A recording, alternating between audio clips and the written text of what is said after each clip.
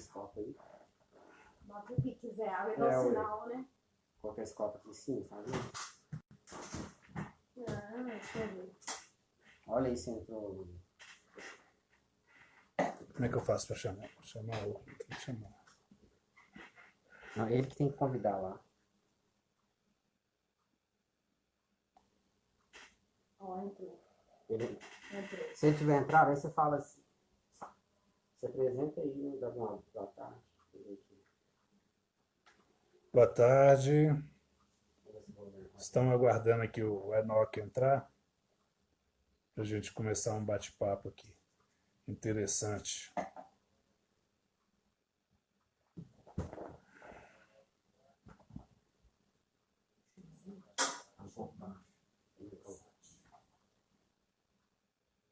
Você tem que aumentar o tom de voz.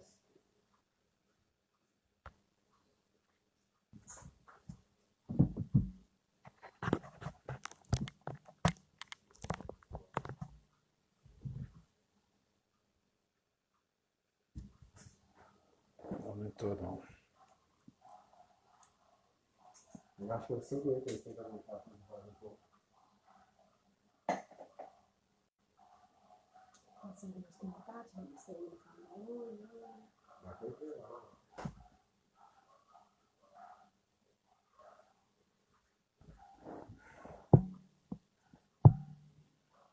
Estamos aguardando aqui o Enoque. Vai mexendo com um pouco para ele. Ó, o Didi tá falando aí com você, o Didi aqui. Ninguém falar, ó. Boa tarde. Cláudio, Israel. Pergunta se o áudio tá bom para o pessoal. Como é que tá o áudio aí? Tá bacana? Vocês estão ouvindo bem?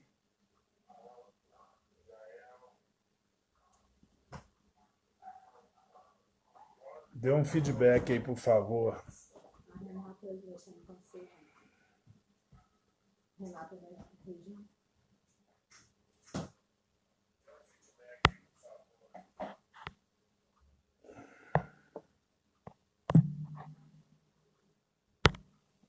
Tá contando?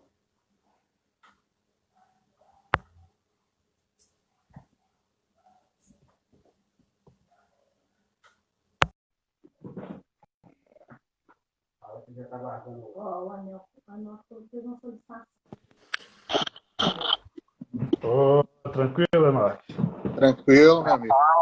Tá me ouvindo bem aí? Show de bola. Ah, Você me então ouve bem? Pois é, cara. Passar pro pessoal aí como é que surgiu essa ideia, né? Sim. Porque esse período de pandemia aí, né, quarentena e tal, a gente só notícia ruim e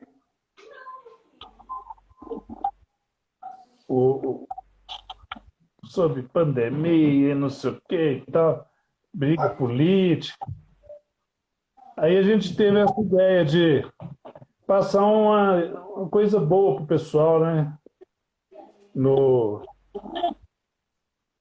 Pelo Instagram aqui. Já avisar pro pessoal que, de repente, viu lá Ronan e Enoque, pode achar que é alguma dupla sertaneja, né? Mas né, somos amigos aqui há muitos anos e o Enoque tem uma história de vida muito interessante. A gente se conhece já desde que ele nasceu, né? Desde sempre, né? Nossa família é muito amiga, né? Nossos pais, antes do nosso nascimento, já eram amigos. Então eu conheço toda a trajetória do Enoque, como ele conhece a minha. Então, é muito bom a gente passar isso para o pessoal. E para começar, de repente, seria interessante a gente pedir a Deus que nos conduza nesse, nesse diálogo, para que a gente possa tirar proveito desse momento e passar uma coisa bacana para o pessoal, né? Muito bom. Você Perfeito. conduzir e pedir essas bênçãos de Deus aí por nós? Podemos? Podemos sim. Vamos Por orar favor. então. Bondoso Deus e Pai, muito obrigado, Senhor, por esta oportunidade de estarmos aqui reunidos com um propósito de fortalecer uns aos outros. O Senhor tem nos abençoado de formas variadas e somos gratos pelas bênçãos que recebemos do Senhor. Pedimos que o Senhor conduza esse bate-papo, que o Senhor nos oriente e que o Senhor esteja conosco o tempo todo nos auxiliando e que todos possam ter bom proveito desse encontro. Obrigado porque o Senhor sempre nos ouve, obrigado porque o Senhor sempre nos responde. Te oramos em nome de Jesus. Amém. Pois é, vou contar para o pessoal aqui mais ou menos a história do Enoque. O Enoque, nascido e criado aqui numa comunidade que a gente cresceu aqui do Alto Veracruz, em Belo Horizonte. E é um cara que, graças a Deus, ele venceu na vida. E com dificuldade, né, como sempre, tal, mas é um cara que foi muito determinado, sempre nas ideias dele, teve foco, né?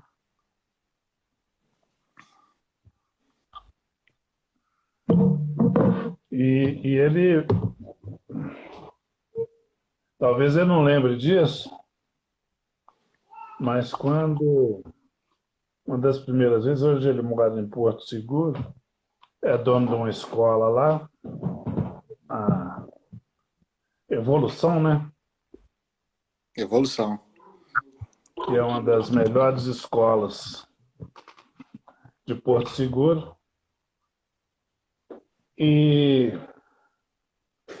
Mas assim, começou do nada, né?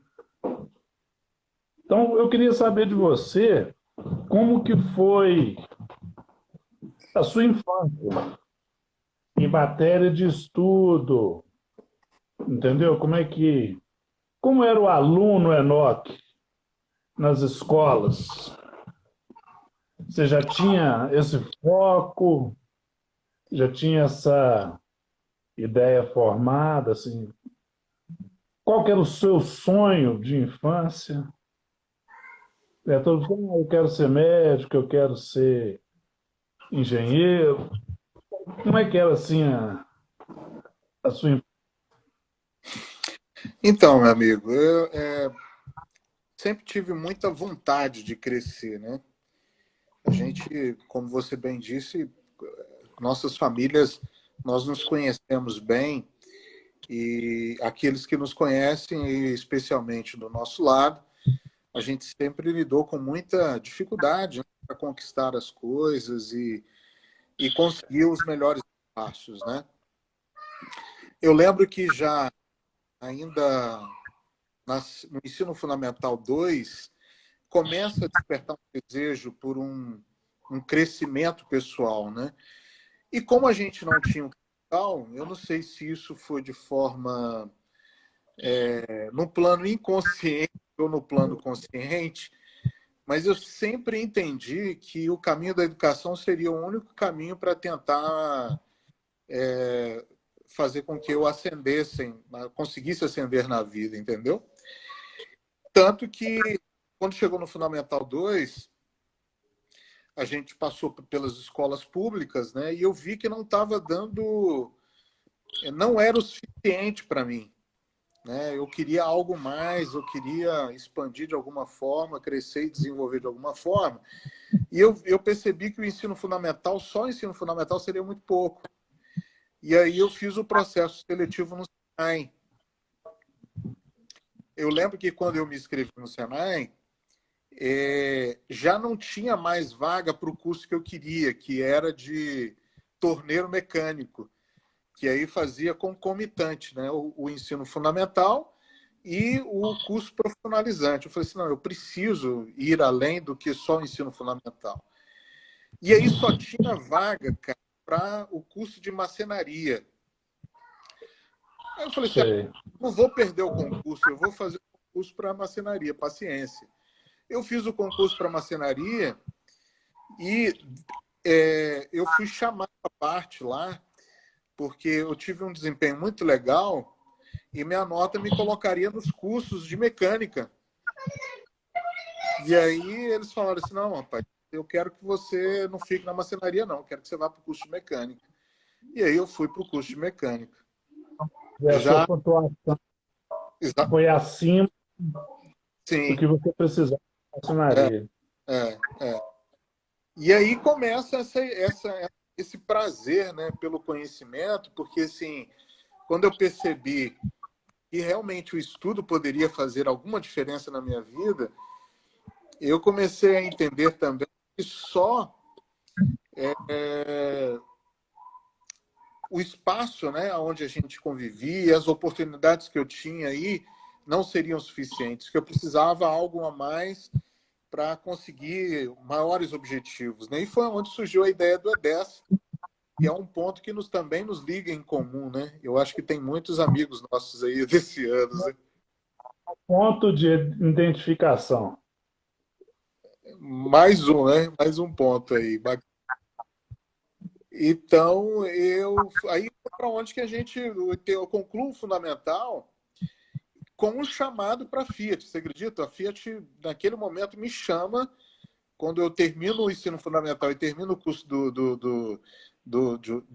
da mecânica, a Fiat me dá um chamado e eu poderia ou ir para a Fiat e continuar em BH ou ir para o Edessa, né? Para o internato, né? Aí eu falei assim, não, Porque a Fiat já era um trabalho com renda, né? sim, a gente já poderia ser um trabalho completamente. Então, que era a primeira opção, pelo menos até perante sua família e tal. Qualquer um que disse, não, Fiat, né? Fiat. Exatamente. Mas aí o sonho continua, né? Continuar crescendo, né? Continuar desenvolvendo. E aí fui para o internato, a gente concluiu o ensino médio lá. E no ensino médio, olha que interessante, eu estava com tudo pronto para ir fazer o teológico, né? E antes de concluir o terceiro ano, o professor Josias me chama. Aperta Oi? a pausa um minuto, aperta a pausa um minutinho, que eu Sim. quero tecer um comentário sobre a saída sua para o colégio. Uhum. Eu lembro que você, se não me engano, estava morando em Vitória, trabalhando lá, e você, numa das suas vindas a Belo Horizonte, para quem não saiba, os pais do Enoque continuam morando aqui, vizinhos nossos. O Enoque tem a mesma idade de um irmão meu, e então cresceram juntos e tem aquele carinho um pelo outro e tal. Então, sempre que o Enoque vem a Belo Horizonte, ele faz questão de vir aqui fazer uma visita para a gente, tal, trocar uma ideia. E eu lembro uma coisa que me marcou muito, por eu ser muito curioso, eu perguntei para você, talvez você não se lembre disso, justamente sobre o seu caminho percorrido no colégio. Porque você chegou lá, você foi trabalhar num setor, depois foi para outro, e até chegar na secretaria. Aí eu fiz uma pergunta sobre esse seu percurso no colégio. Eu, quando saí de casa, e tal, eu me propus a ser o melhor em tudo que eu fosse fazer. não abriu porta. Então, isso que ele falou foi uma coisa muito interessante que me fez me tornar fã seu. Você Minas, aonde vem, né? Você saiu de casa focado. Foi. Então, te cortei para fazer um ponto nessa sua palavra. Eu saí de casa para ser o melhor em tudo que eu for fazer. É verdade. Eu Não estava lembrava, falando. eu não lembrava desse detalhe, mas eu fiz esse propósito mesmo. Porque eu sempre acreditei, né, inclusive no curso também de mecânica, eu aprendi isso. Eu tinha um professor que sempre disse, olha, não precisa você querer ser o melhor de todos. Basta você ser melhor do que você... O melhor que você pode oferecer de você mesmo, né? Que as oportunidades vão... Você conseguir ser o melhor que você pode atuar, as oportunidades vão se abrir, né? E dessa não foi diferente. Eu fui para o Brejo, né? Porque não tinha condições de pagar o ensino médio. E eu fui para o Brejo no primeiro ano trabalhar na roça de Brejo, que a gente tinha aquele esquema de trabalhar um período, né? E o outro período estudar. E foi lá que também a gente começou a se destacar. Eu me recordo que o primeiro ano foi um ano muito complicado, né? Porque eu nunca tinha trabalhado em roça, né? A gente veio da cidade e tal. E foi um ano difícil. Saí para comportagem, conseguiu o estipêndio, conseguimos para voltar no segundo ano. Quando a gente volta na segunda série, então os professores já nos conheciam, né? E aí eu fui requisitado para trabalhar como office boy da escola. Então eu já tinha um serviço mais tranquilo, né? De mais confiança também na escola. E aí, terminando o terceiro ano, com tudo certo para o teológico, o professor Josias me chama e fala, cara, você se destacou demais esse período que está aqui, a gente gostaria que você trabalhasse conosco, mas a gente não quer que você vá fazer teologia. A gente quer que você vá para a Universidade Federal fazer educação para ajudar a gente aqui no EDESA. E era uma cultura da época do professor Josias de sempre escolher os melhores alunos. O professor Josias não, o EDESA sempre fez isso, né? O próprio professor Josias fez aluno também, né? E ele era secretário da escola, né? ele era o secretário, e nessa ocasião ele ascendeu a diretoria. Exatamente, ele era que chegou, que veio ser diretor depois na sua época, né? Exatamente. Na época. Exatamente. Então, aí nesse período. No meu, no colégio. Ah, é? Né? Então, para justificar a diferença nossa de idade, é de 7 anos. Então, eu estudei lá, 78, 79. Ele era secretário e estudante. Sim. Entendeu? Secretário adjunto, né? Sim. Tinha secretário e ele ajudava, era esposa de um professor e tal, e ele ajudava. E, posteriormente, ele veio ser o diretor do colégio. E aí foi interessante isso, né? Porque eu estava com o foco todo destinado para um caminho, e o professor Josias me faz mudar o caminho. Falou, rapaz, você tem muito para poder nos ajudar aqui, e nós queremos que você faça curso superior aqui na região, e a gente vai te ajudar. Foi onde que a gente fez prestei o vestibular para a Universidade Federal, né, do Espírito Santo, e fui aprovado. E a escola, você vê como que eram as coisas, né? O professor Josias, a escola bancava as passagens de Colatina para Vitória, né? Como a universidade em Vitória. Eu ficava uma média de 2, 3 dias em Vitória e passava o final de semana no EDESA, né? E a escola bancava essas passagens, era um auxílio bacana para eu poder estudar e simultaneamente trabalhar. Foi onde eu assumi a secretaria da escola, né? Da onde começa aí esse prazer pela educação, que eu mesmo não me enxergava. Mas você vê, um diretor de escola enxergou que a gente poderia fazer a diferença na educação, né? Teve esse feeling, né? Teve esse feeling. E aí, meu amigo, mas não foi esse percurso com muita dificuldade, né? Sempre muitas lutas, né? A universidade também foi uma escola assim, sensacional, né? A gente pôde estudar alguns pensadores. Eu nunca me esqueço de Sartre, né? Sartre, inclusive, tem uma frase que me lembra muito também a sua história, né?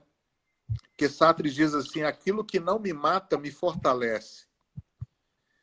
Forte isso, né? Muito forte.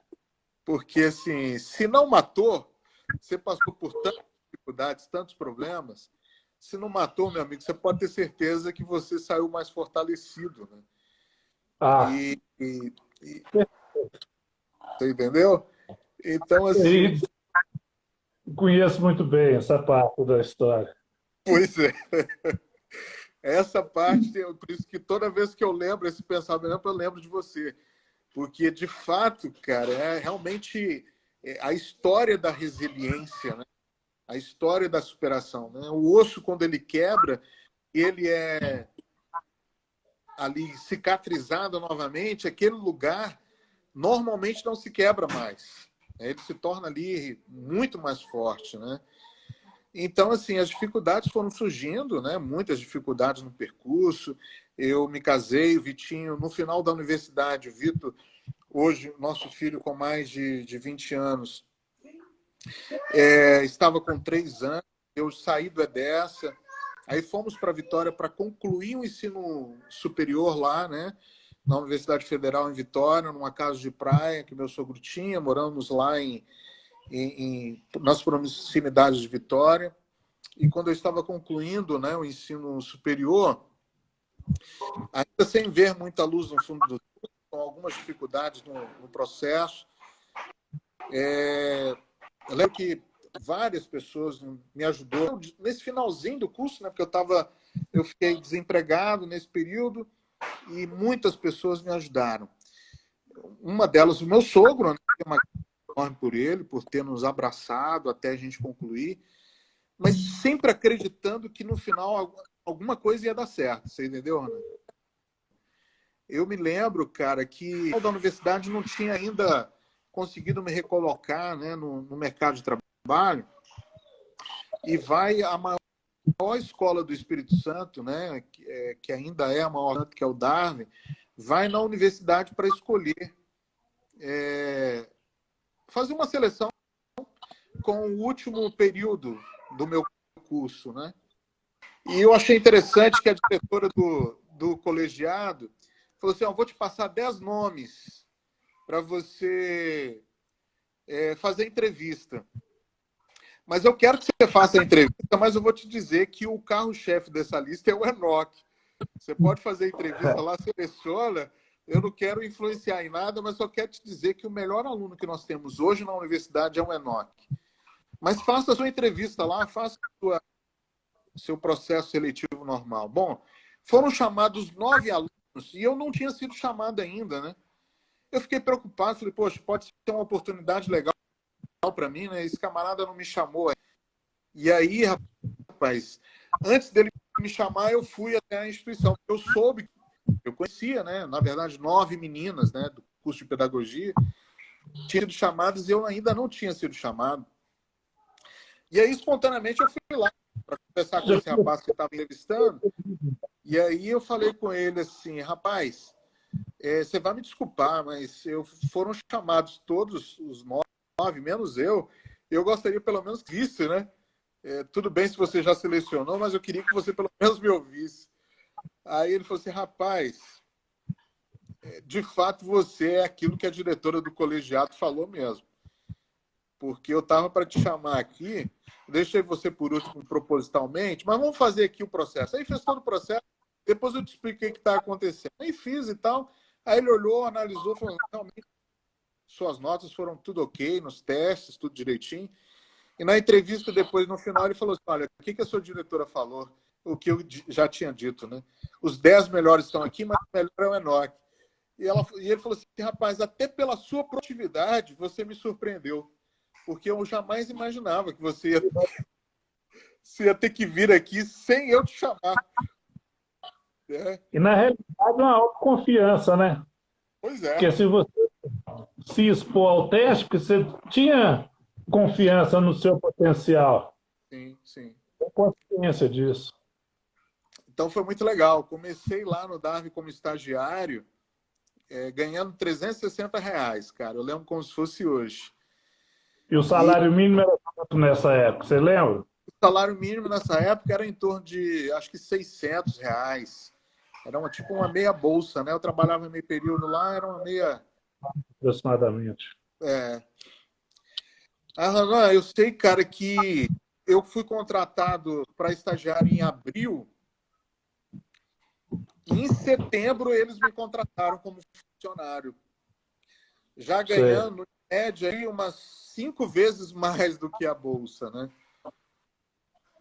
E aí, cara, fui só crescendo, que eu saí de estagiário e me tornei diretor de uma das unidades, né, do Darwin, crescendo, desenvolvendo as atividades pedagógicas também, né, para a instituição. Cheguei a diretor e... Quanto tempo? De estagiário a diretor, eu entrei em abril de 2001 e tornei pedagogo da instituição em 2007. Em 2007 me tornei pedagogo. Em 2009 eu me tornei diretor. 3 anos depois de me tornar coordenador pedagógico, eu me tornei diretor. E aí fiquei de 2009 até 2011 como diretor lá e fui chamado para abrir a unidade de Porto Seguro, que é onde a gente assumiu a escola de forma também assim muito impressionante quando a gente foi para lá. E graças a Deus hoje proprietário da instituição, né? E com muitas bênçãos, muitas alegrias sendo derramadas em nossa vida, entendeu? Sou muito grato a Deus por tudo. E é uma coisa que eu admiro em você também por essa sua comunhão, né, com Deus, assim, desde sempre, né? Desde sempre. A sua fé, seus propósitos, né, sua parte dizimista, entendeu? Né? Eu acho que isso também é muito bacana, muito bonito, assim. Eu não tenho dúvida, né, que os textos sagrados me ajudaram demais da conta, né? Quando para ouvir, por exemplo, o Salmo 23, o Senhor meu pastor e nada me faltará, né? Quando você vai para Paulo e ele diz tudo posso naquele que me fortalece, rapaz, Jesus, né?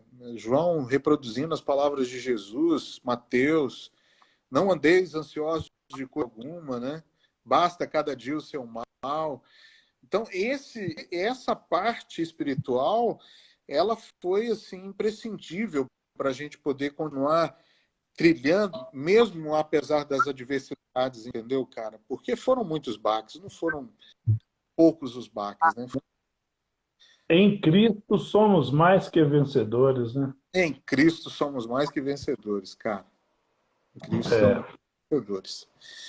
Mas é gostoso, muito agradável a gente perceber o quanto Deus foi maravilhoso em nossas vidas. Mas a minha história, cara, ela é muito pequena perto da sua história, viu? E esse bate-papo tem que ter aí uma contrapartida, porque a sua história também ela é impressionante, né, Ana? Eu me lembro do acidente em 1986, né? Quando a gente estava num retiro.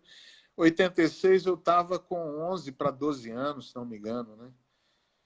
E você é de 70, eu tinha 13 anos. Né? 13 anos, 86? 13 anos. Você é de 73, não é isso? 73, outubro de 73. Então você ia fazer 13 anos, né? E aí, meu amigo, eu quero que você partir o filme a partir daí para nós. ouvirmos um pouco da sua história também. Interessante. Essa semana eu estava comentando com uma pessoa que trabalha aqui comigo sobre isso. Porque, na realidade, eu acho que minha sobrevida, minha sobrevivência é um milagre, né? Eu vejo dessa forma. Logo depois que eu saí do hospital, teve pessoas que veio aqui me visitar e insistiram, queriam me levar em algumas pessoas para fazer milagres e tal, alguns curandeiros. Interessante que até aquele João de Deus lá de Goiânia, eles quiseram me levar. Mal sabia o risco que eu corria, né?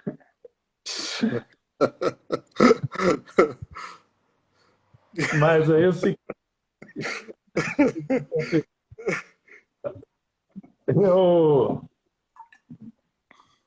a minha sobrevivência foi um milagre.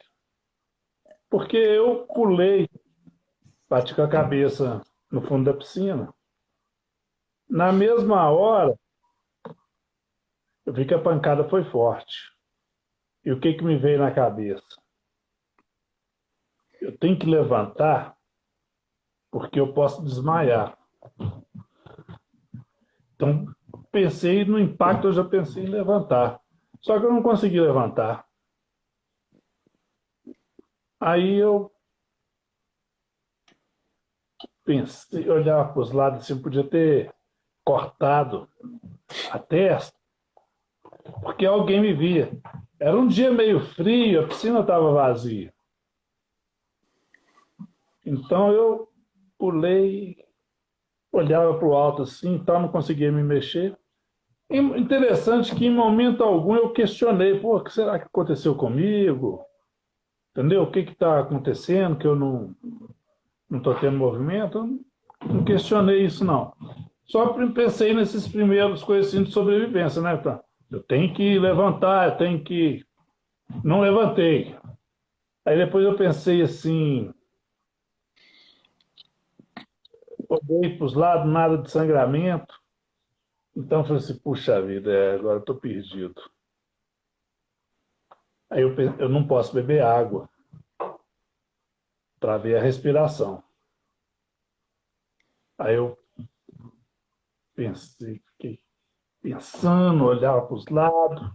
Você dentro da água, você ouve uma barulheira fora da piscina, aquela, entendeu? Que você não define voz, não é aquela barulheira que tem no meu ouvido. E eu pensando, se eu não posso beber água, senão eu vou morrer afogado aqui.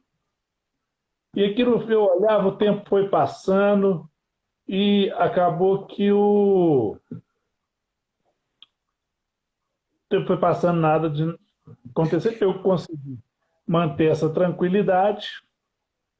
Eu vi que eu ia morrer, entendeu? Eu vi que eu ia morrer.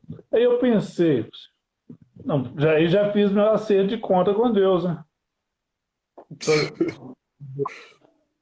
Tô vendo que meu caso tem saída, não. Fiz uma reflexão, uma autorreflexão primeiro, pô, 20 anos, hein, cara? Tanto projeto pela frente e literalmente tudo indo por água abaixo. Literalmente. Literalmente. Aí eu falei assim, meu Deus, perdoa meus pecados aí, entendeu? Qualquer coisa, eu tô subindo. E apaguei. Aí o Lienay, não sei porquê, passou por baixo de mim assim, viu que eu estava com o olho virado e viu que eu tinha alguma coisa errada. Juntou ele, mas o outro amigo lá, e me tiraram da piscina, me colocaram sentado num Fiat. Você vê um socorro de fratura de cervical, pessoal, socorro. Despreparo, né, cara? Que é a nossa sociedade. Porque eu acho que deveria existir no currículo escolar primeiros socorros. Primeiro socorro. Acontece isso, ninguém sabe o que fazer, cara, não sabe, entendeu? Então não é por mal nem nada, é o que eles, é o desespero, entendeu? De socorro e tal. E aí o que acontece? Me levaram para um hospital, eu sentado, muita dor. Na realidade, eu saí desacordado de lá do acampamento. No carro foi a Irene, que é minha tia, e o seu pai. Meu pai dirigindo, seu pai do lado e a Irene comigo atrás, me segurando. Aí eu ouvi, né, enfio o dedo na garganta dele, enfio o dedo na garganta dele. Aí nesse coisa eu voltei assim, corpo todo dormente, sem saber, fomos para o hospital. Chegou lá, me palparam, tal, na nuca. Ah, isso é fratura. Esse hospital não atende, não. Aí me colocaram, ah, mas ele não pode ir sentado, não.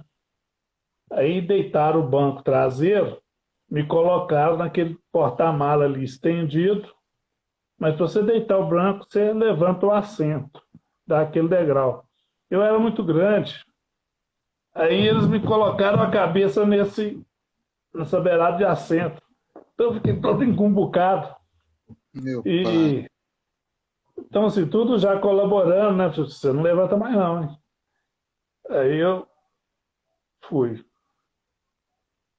Chegou lá, o pessoal me colocou na maca para tirar o raio-x. Na realidade, eu não sentia dor, não, entendeu? Só o corpo dormente. Mas quando fazia o movimento de tirar do carro, pôr na maca, tirar da maca, pôr na maca de raio-x, aí me tiraram lá e tal, voltaram para a maca, esse movimento doía demais. Mas tudo bem, você vai enfrentando tranquilo. Aí o pessoal foi e tal, falou, isso aqui, meu filho, é fratura mesmo. E me mandou para Belo Horizonte, já prepararam, colocaram na ambulância, e eu vim para Belo Horizonte. Mas interessante é o seguinte, que eu sempre fui um cara de muita fé. Entendeu? Eu sempre tive muita fé. E Muita confiança. desde criança. Eu lembro que assim, a gente também é emergente, né? Claro. Meu pai nasceu quando eu nasci, meus pais moravam aqui onde é o Boulevard, o Shopping Boulevard. Tinha uma favela ali, a gente morava ali. E logo, com 5 anos, a gente foi desapropriado lá. Mais tarde a gente veio saber que esse terreno era do América. Então, nós fomos a última família a mudar de lá. Estava tudo um ermo assim, sem casa nenhuma, já tratou trabalhando na terra lá e tal, só nosso barraco lá. O meu pai um dia desesperado, cara, com aquilo, 2 filhos pequenos, e ele tinha comprado um lote no bairro Tupi, e tinha um cômodo lá, e mandou furar a cisterna lá, deu pedra. Naquela época não tinha água encanada, né? Igual hoje, todo lugar de Belo Horizonte tem água encanada. Aí meu pai desesperado assim, tal, eu lembro, virei para ele, pô pai, mas você não confia em Deus? Deus proverá. É dizer que aquilo foi um choque para ele, né? Em 5 anos, dá esse conforto. E proveu, entendeu? Apareceu aquela casa no Alto Veracruz, onde a gente morou e tal, que você conheceu. A gente lá, uma casa muito boa, entendeu? Muito, muito legal. Foi muito bom. Então a mesma coisa foi nesse período que eu ressuscitei que eu considero como se fosse uma ressurreição. Não sou Lázaro, não, mas Mas ali uma foi. ressurreição. Porque eu analisando, eu calculo que eu tenha ficado de 5 minutos a mais debaixo d'água. Como eu estava com o pulmão cheio, enchi para pular e consegui travar essa respiração, eu não perdi o oxigênio, né, que tava, não faltou oxigênio no cérebro, senão eu poderia ter tido um problema cerebral muito sério, né?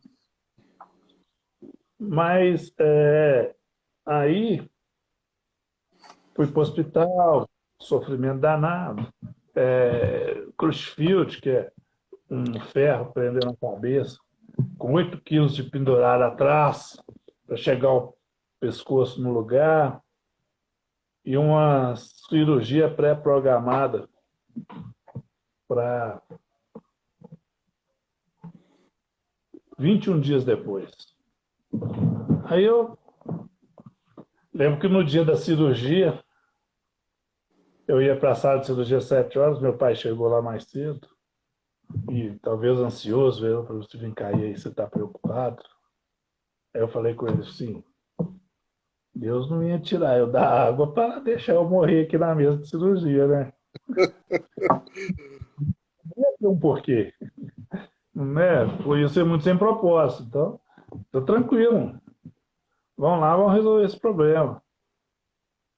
Mas até então, eu não sabia da gravidade do meu problema, né? Que ninguém nunca virou para mim e falou assim, você não volta a andar mais, você... aquela enrolação, isso aí é muito demorado, pode acontecer rápido, mas para recuperar é muito demorado e tal. O pessoal vinha com aqueles confortos assim, entendeu? E o tempo foi passando, com o tempo eu fui Aham. enxergando, né? Um dia o Wilson foi dormir lá comigo, aí eu falei isso com ele, ele falou assim, mas vem cá, e se você não voltar a andar mais?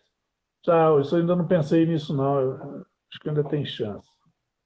Mas no fundo, cara, assim, igual eu estava te falando, quando o pessoal veio aqui querendo me levar para algum lugar para receber cura, tem um pastor nosso mesmo, passou, ia pregar no Alto Veracruz um dia, passou aqui, fez uma oração e falou que se eu tivesse fé, eu levantasse e tal. Entendeu? Ele, uma atitude, assim, interessante, bacana, eu gostei disso e tal, mas no fundo eu tinha consciência que o meu milagre já era a sobrevivência. Já era sobrevivência. Entendeu? Eu já era fruto de um milagre. Eu não precisava levantar e, né, para poder. Então aí, cara, aí depois disso vieram acontecendo fatos que no fundo te conforta. Eu lembro que a Marluce, muita amiga nossa, cresceu com a gente lá também. Na igreja ela teve aquele problema renal sério.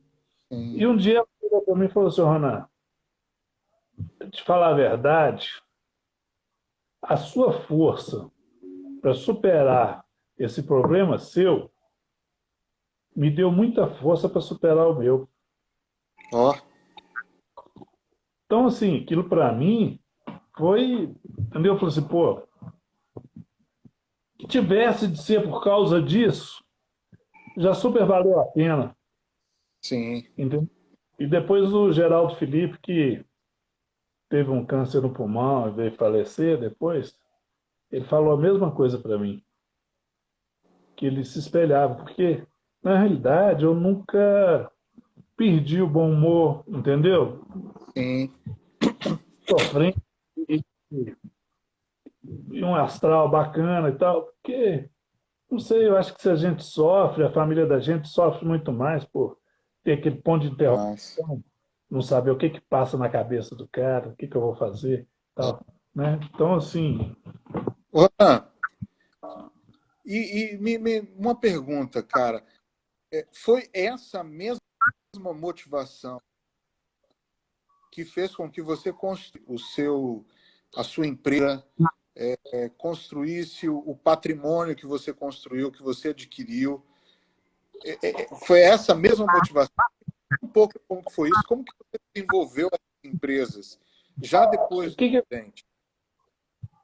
Na realidade, eu sempre trabalhei, eu trabalhava com meu pai, né? Eu tinha empresa e a gente. Inclusive, eu saí do Edessa, não continuei lá porque a empresa dele desenvolveu bem, né? E, e aí ele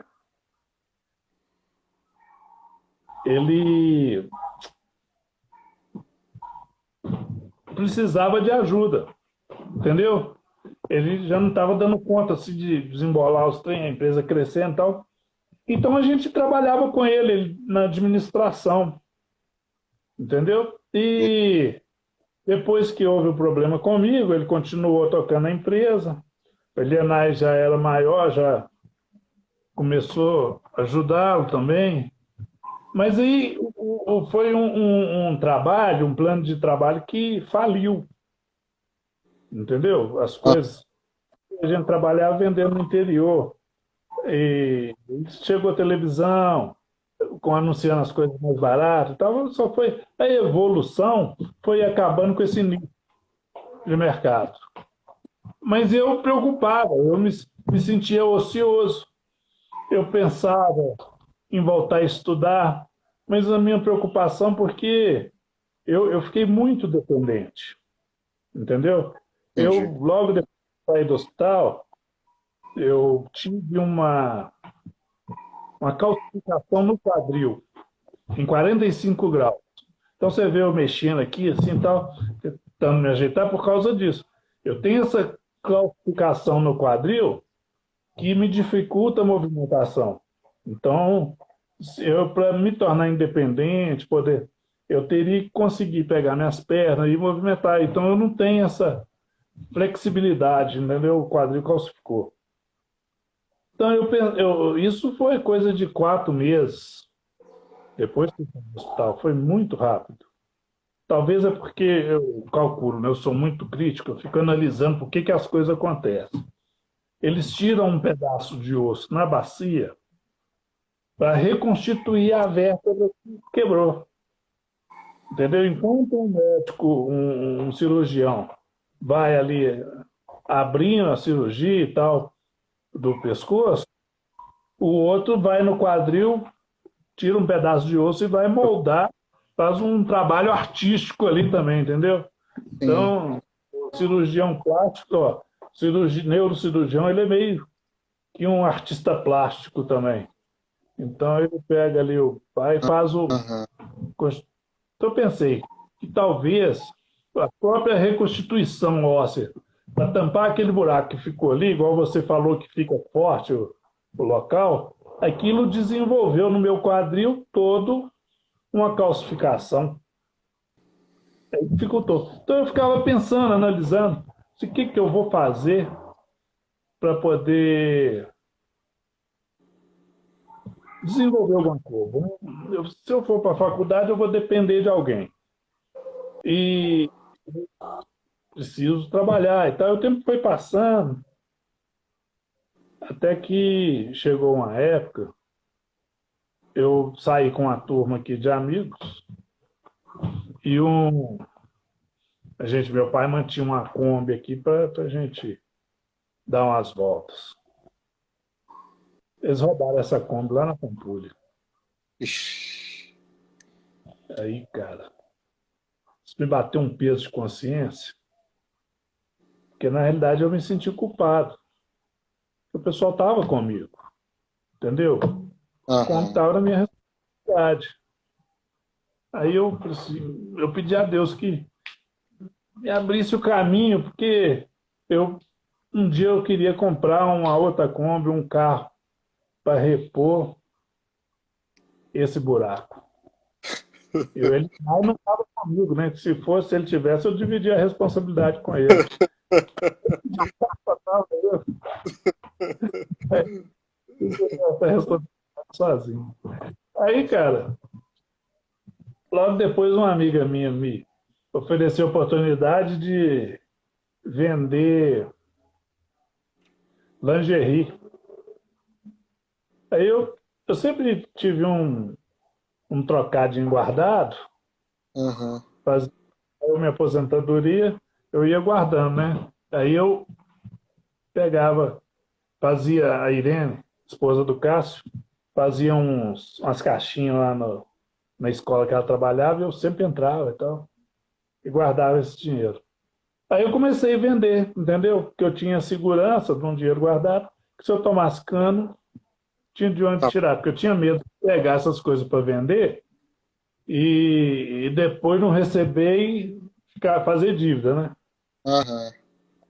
Foi passando e tal, vendi até bem, me tornei um dos melhores vendedores dessa amiga minha, que era muito palpiteiro. Falei assim, não, vamos fazer esse produto assim, assim, assado, tem saída. E ela ia lá, fazia. E realmente o trem tinha saída, sabe? Foi muito legal essa parte. Aí eu fui despertando. Só que o quê? Como aquele ramo de trabalho do meu pai acabou, o Elienay entrou no táxi e começou a trabalhar no táxi. Teve uma época que ele chegou e falou assim, eu vou comprar da gente, que tem algumas empresas aí que contrata carro executivo e tal. Aí ele foi e comprou o Ômega. Chegou nessas empresas, ofereceu, ninguém deu a mínima. Aí ele se juntou com mais dois vizinhos aqui, comprou dois carros e fizeram o panfleto. Aí eu fui e falei assim, pode, pode pegar, põe um telefone aqui que eu atendo. Eu assumo, que eu assumo. Aí ele fez. Ele começou, depois os outros caras não deu certo e tal, e ficamos nós dois nisso. Depois meu pai entrou no negócio também, começou a trabalhar com a gente. Aí eu ficava na retaguarda, agendando o serviço, meio que fazendo uma administração, né? Recebendo, entendeu? Fazia lá os pagamentos, assim, entre aspas, né? Porque não é igual hoje que é online, né? Mas assim, separava o que tinha para pagar e tal, fiquei controlando o negócio, entendeu? E nisso juntou eu e Denai nesse negócio.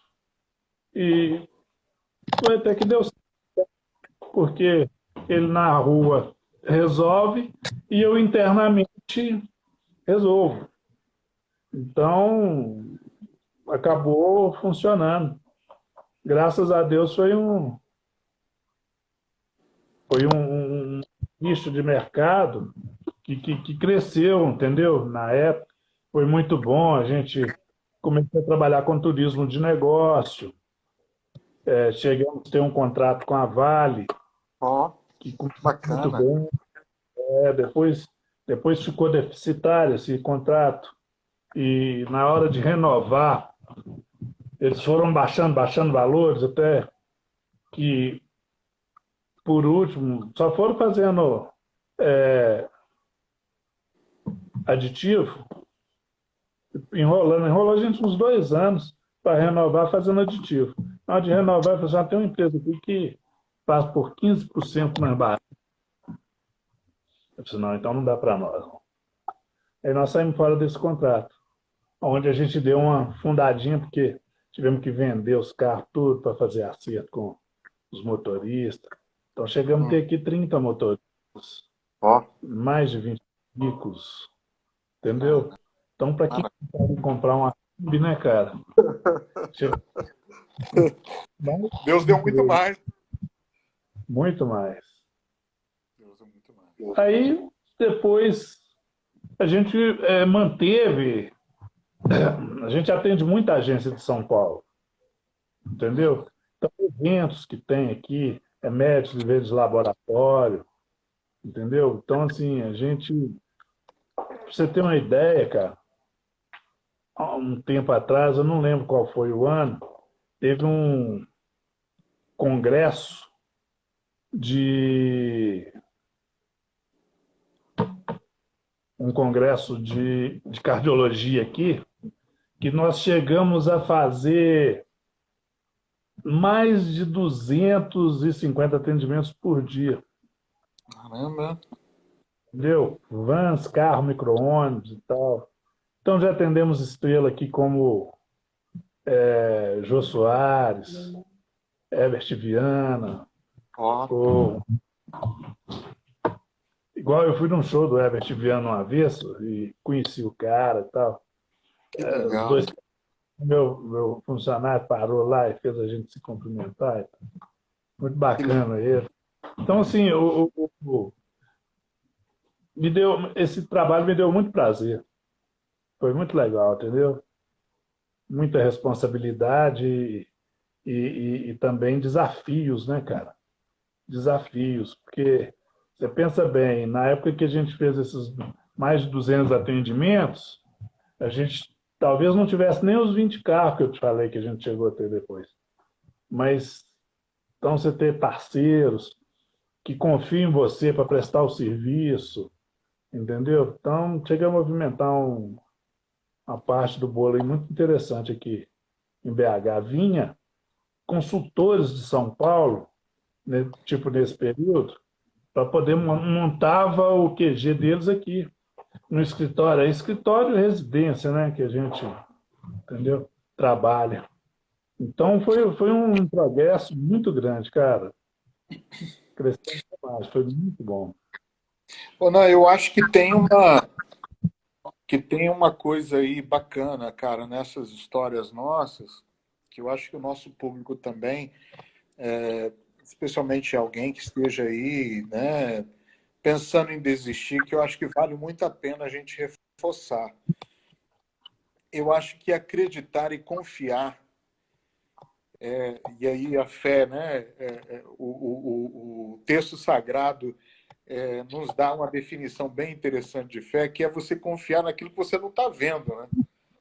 Em vários momentos Justamente. na sua fala, você deixou isso claro, né, para a gente aqui. Não se veio, né? Não é? Então, assim, cara, eu acho que quando colocou, né, no nosso bate-papo histórias emocionantes e em cima o título Força, Fé e Foco, essas três palavras elas são decisivas para a gente conseguir continuar progredindo na vida, né? Eu queria que você, cara, assim, também pudesse dizer alguma coisa para esse momento que nós estamos vivendo agora, né? Tem muita gente desistindo, cara. Tem muita gente desacreditando, tem muita gente pensando em desistir. E a despeito dos problemas todos, eu acho que força, fé e foco é necessário a gente continuar lutando e trabalhando, né? Porque em algum momento a luz vai aparecer, eu acredito. Né? Para quem ainda não apareceu, está passando por muitas dificuldades, se a gente continua fazendo, acreditando que existe uma força superior e sendo grata a essa força superior para nos ajudar, a gente vai vencer sempre. Uma vez você falou um negócio interessante, você falou assim, olha, quem é majestade, não sei se você lembra dessa frase, de ser rei, algo parecido, não sei se foi exatamente assim. Você lembra? Quem é rei não tem majestade? Por aí. Eu Exatamente. falei quando? Eu agora estou excelente para guardar segredo. Fala as coisas que eu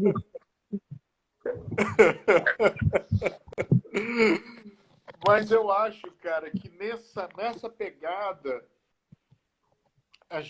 quando a gente acredita que nós somos filhos de um grande rei, a gente nunca vai deixar de ser príncipe, cara. Príncipes e princesas, né?